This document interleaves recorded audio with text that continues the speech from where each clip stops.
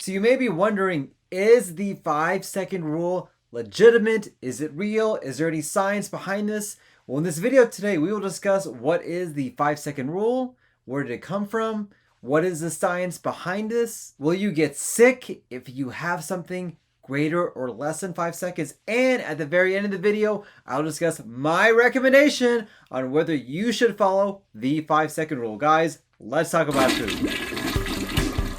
Howdy y'all, Dr. Samir here, aka your poop guru, trying to give you the best tips and tricks to help out with your health. If you haven't already, don't forget to smash that like button. You know you want to, yes you do. Like, share, and subscribe. And if you haven't already, don't forget to click that link down below and in the description where you can get great tips and tricks every week with my weekly newsletter. The 5-second rule. Oh wait, I think I need a better intro. The 5-second rule. Yes, a very common, myth that I've heard since I was a little Dr. Islam. And I've always wondered, hey, is this really a legitimate concern? Is this a real problem? Or is this something that's just an urban myth? Let's delve into the science behind the 5-second rule. So what exactly is this rule? This is the rule that I've heard when I was a little kid, that if you drop something and you picked it up less than 5 seconds, you can still eat it.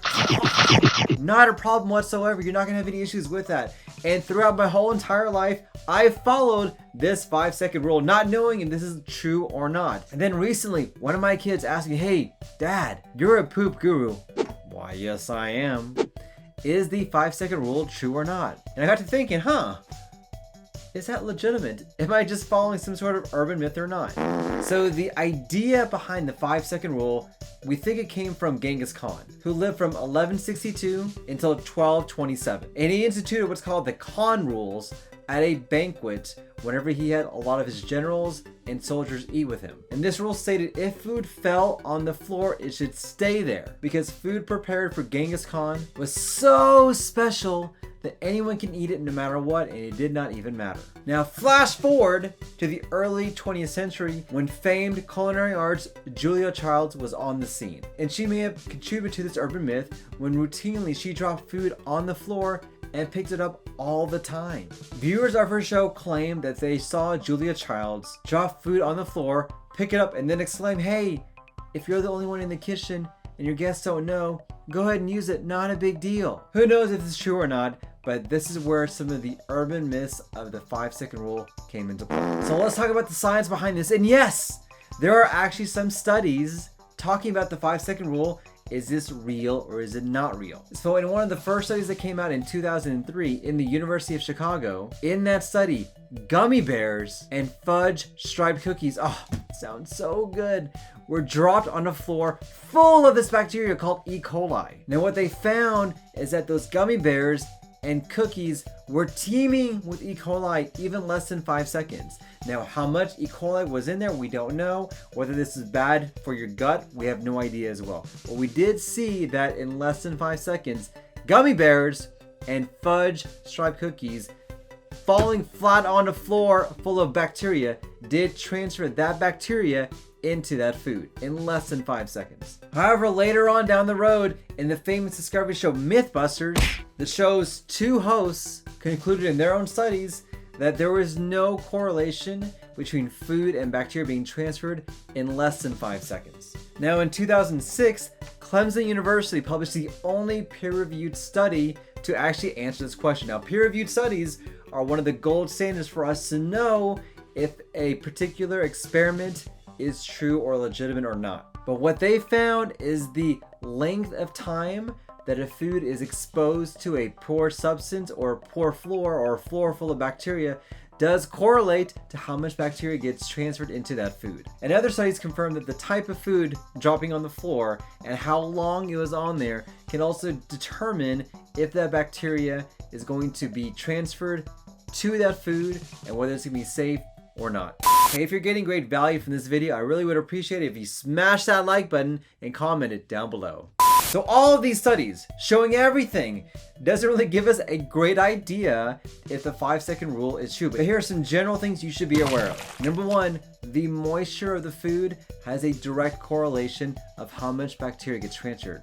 So for example, watermelon, if you drop it on the floor, it is a wet food. It's gonna grab onto more bacteria than something dry like a cookie or a cracker. Number two, it matters where the food gets dropped. So a carpet has a less chance of transferring bacteria than tile, stainless steel, or even wood. And in some instances, sometimes that transfer of bacteria can be in less than 1 second. So the question is, if you follow the 5-second rule, are you still gonna get sick?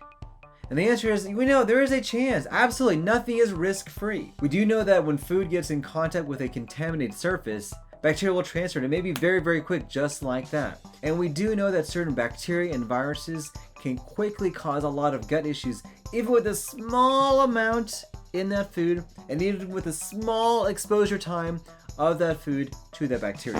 So the best analogy I have, eating food when it's dropped on the floor is the exact same thing as driving your car without a seatbelt. Now you may go your whole life without having any issues. You can be driving along and chilling, not wearing a seatbelt, but that one time when you get into a wreck can be very dangerous. Same thing with eating food from the floor.